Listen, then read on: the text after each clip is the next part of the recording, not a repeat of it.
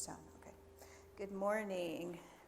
So last summer we talked a lot about people who were, I think it was holy troublemakers and unconventional saints. Remember that? So for the next few weeks, I thought we might talk about people, like where our denomination comes from. Do you know what a denomination is? Like our denomination is called Christian Church Disciples of Christ, and you might have seen this like on things outside or on our bulletins. This is kind of like our symbol. There's lots of different denominations, right? Presbyterians and Baptist. You probably passed a lot of churches on the way here. Catholic churches. Big sign that just says church. A big sign. So that might little sign that has the name. So, I think I know what you're talking about too. We might have passed them. It just says church. Some churches don't belong to a denomination, so it's like a larger group of people or churches that all agree on some things. So we belong to the Christian Church Disciples of Christ. And so today there's lots of people that have been involved in the formation of our denomination and our ideas over the years. So we'll talk just a little bit about them. But the first one I want to talk about is this guy. His name was Alexander Campbell. And by the picture, you can probably tell he was born about in the late 18th century. So kind of around the time when the United States was becoming a country. And he was actually born in Northern Ireland, what we call now.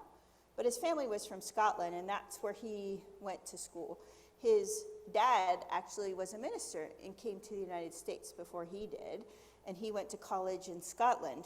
And the church he belonged to was different than now. So a lot of churches, even now, say you have to do certain things to have communion.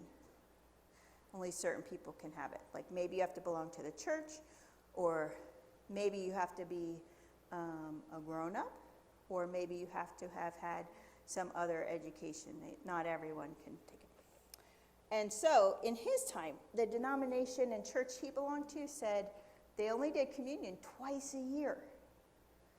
And they said the week or two before, you would have to go talk to the minister or the elders, kind of like the people in charge, and have like an interview.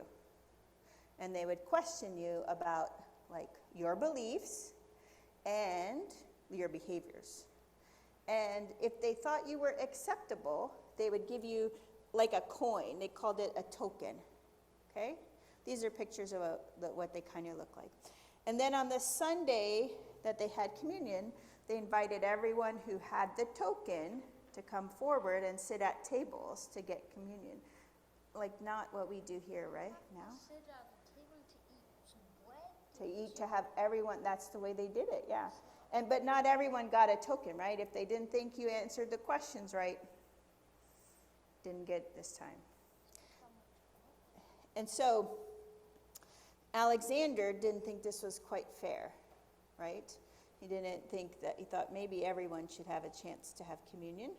So on that Sunday, he went to he earned the token, and he went to the table, and he sort of threw his token down and left without taking communion with everyone.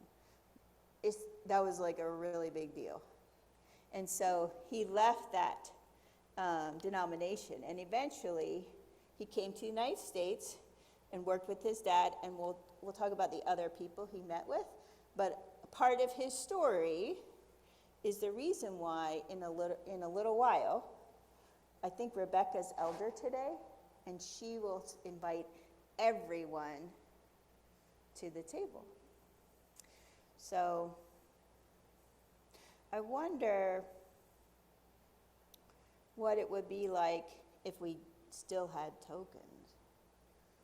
Or I wonder if there's anything we do now that maybe we need to change to be more open.